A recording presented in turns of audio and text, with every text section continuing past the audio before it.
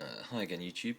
I thought for this video I'd try something fairly ambitious, and I also realised that in doing so I'm going to open myself up to a lot of criticism from people. I'm hoping to do a video on grading, and one thing that I found very difficult when I first started collecting was not having an example of each grade, because if without any frame of reference, where'd you go?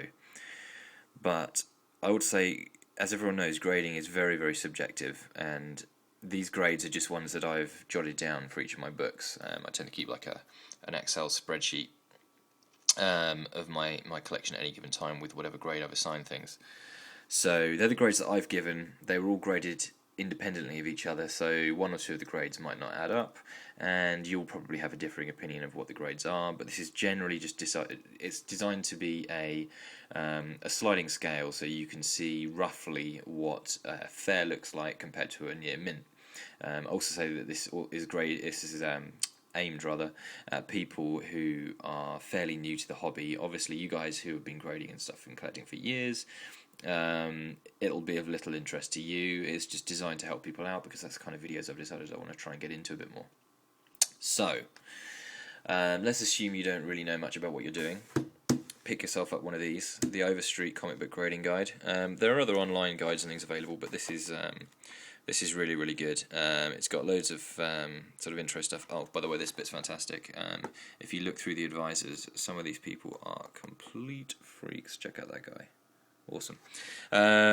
Sorry if that guy's watching, by the way, but you know. So yeah, what this does is exactly what I'm trying to do with this video, really. It gives examples for each of the grades, as well as listing kind of generally what the criteria are for each grade. Where are we? We've got a page like this that will show you exactly what a very fine plus is. But in any case, I was hoping to make a short video. I happen to have quite a large run of Amazing Spider-Man, mostly around the sort of the 300s. And I happen to have one of most different grades, or that I've given most different grades, so I thought I'd run with the same series, going from low to high, just to kind of show you a rough idea of what these things look like. So, I've got a lot to get through, I better get going. Starting off with Amazing Spider-Man 303, I've graded this as a fair, or 1.0. As you can see, it's got a bit of the cover missing. It's basically acting as a place filler. Pretty tatty all round, really. Heavy cover wear. The insides are pretty much okay, but generally speaking, obviously it's that huge section of the front cover missing. Not a great book. Next one up, I've got there's a few gaps in the grades, in the low grades, because for obvious reasons I don't find them collectible, so I don't have a huge amount of low grade books in this kind of era of Amazing Spider-Man. Having said that, this one is 260. I've graded this as a 3.0, which is good to very good. It's got some fairly heavy cover wear, some nasty bends there. Internally, some of these pages have been folded over as well. The cover is coming away from the book in a lot of places. The centerfold.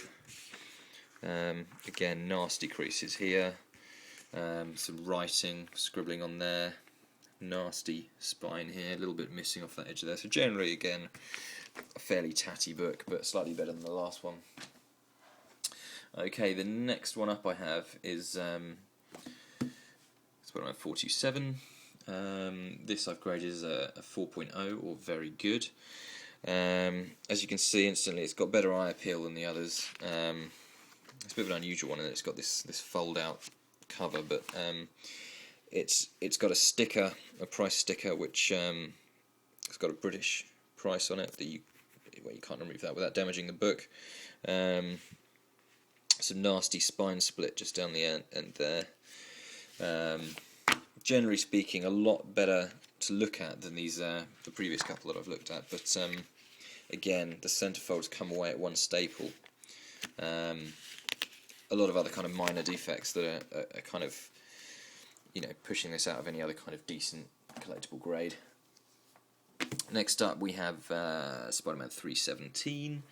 I've graded that as a 5.5 or fine minus. The fines are very murky territory because there's not a lot in it between a fine minus, a fine, and a fine plus, but when you're talking about old Silver Age books, and it can potentially be hundreds or thousands of dollars that we're talking about in terms of difference. It's got a misplaced staple across the front, nasty staple stress there, and some other kind of bashed in corners, a bit of a nasty fold there, but and some spine stress there. But to be honest, it's erring on the side of very good to fine, but I've obviously seen fit at some point to give it a fine minus grade. Not too bad, but can do better. Next one up, I've graded this as a fine or 6.0. This is Amazing Spider-Man number 45. As you can see instantly, it's a lot better to look at from the cover. We've still got some fairly hefty spine stress going on when we look closely. Slightly miswrapped cover as well. General sort of mild soiling and things which are putting it out of anywhere near sort of very fine territory. Internally, it looks pretty good actually, but it's mostly, we're getting to the point now where we're picking out sort of key areas of concern, like these elements of spine stress here that, to be honest, just push it down to a fine. Next one up, I've graded this as a fine plus.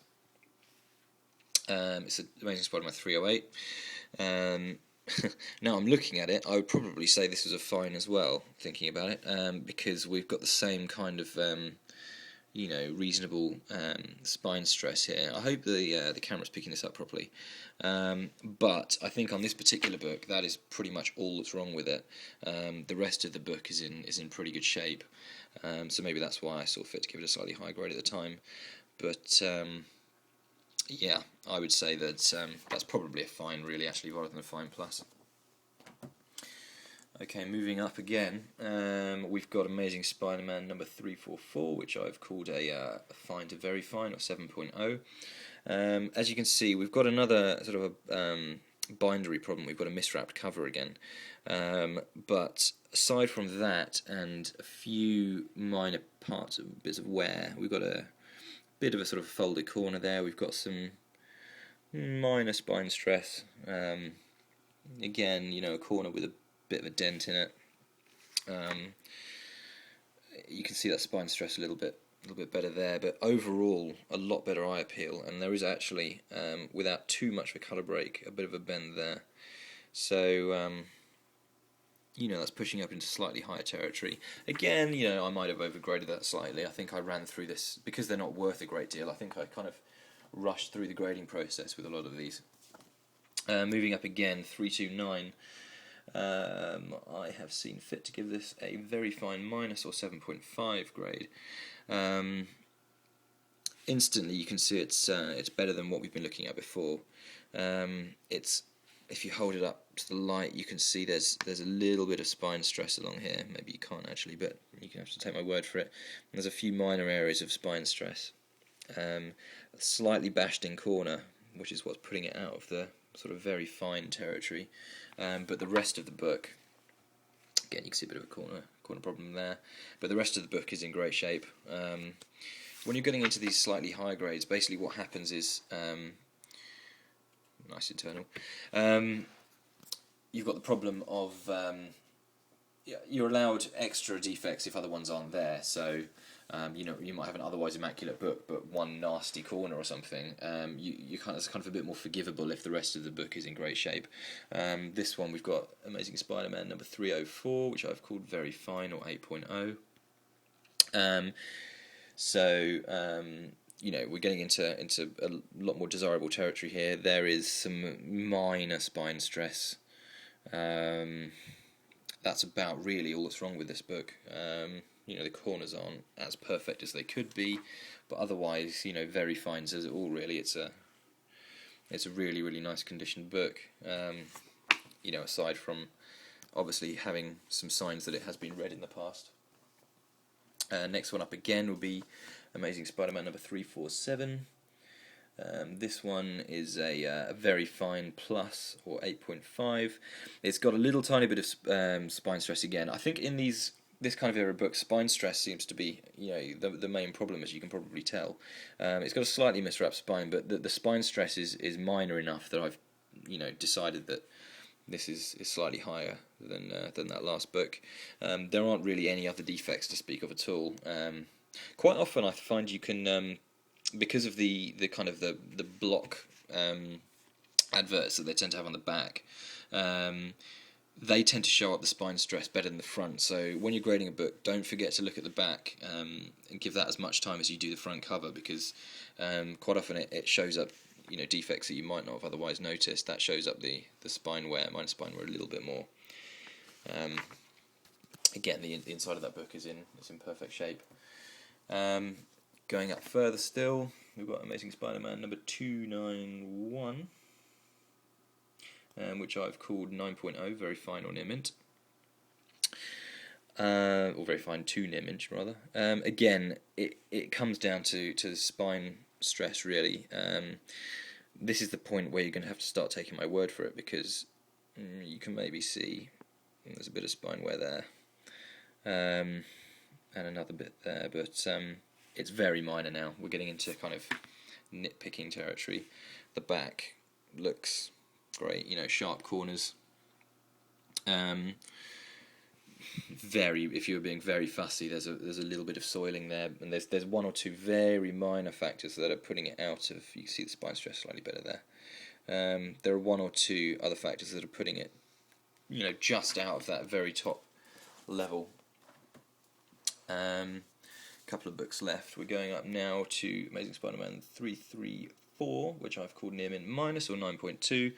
We're now getting to the stage where a book looks pretty much unread. Again, very minor spine stress. This is where grading really gets difficult, because we're talking potentially a huge amount of difference with what a book's worth, and the differences between the grades are getting harder and harder to spot. There's pretty much a slightly folded over corner. The cover is ever so slightly miswrapped, but other than that, the book is pristine. Quite often there's been a reason behind grades I've given things. Quite often maybe there's one significant problem, but the rest of the book is so good that it's earned a slightly higher grade. 2 books left to go. Hopefully I can fit this into 15 minutes. This one is Amazing Spider-Man number 305. This is a near mint 9.4 in my opinion. Absolutely fantastic shape. This literally looks like it was just pulled off the stand. Maybe the only problem with it would be that it's looked like it has been literally pulled off the stand, and someone has obviously held it at some point. As you can see, a very slightly, that corner has obviously been pressed up against something at some point. By the way, if it looks like I'm handling this a bit roughly, I assure you I'm not. I'm being very careful when I'm folding these over and things. But then again, as I said, they're not really worth anything anyway, these books, so I'm not too fussy as I would be with something like a Silver Age book. So that's what I would call a 9.4. And then right up at the top of the tier, I'm very edgy. This is as high a grade as I'd ever assign a book, a near mint plus, a 9.6. In very rare circumstances, when I think a book is absolutely fantastic, I'd never give out 9.8s or more, because I just don't think they exist really. This book is as immaculate as a comic book I've ever seen, really. It's it's bound perfectly, cover is immaculate, corners are completely tight.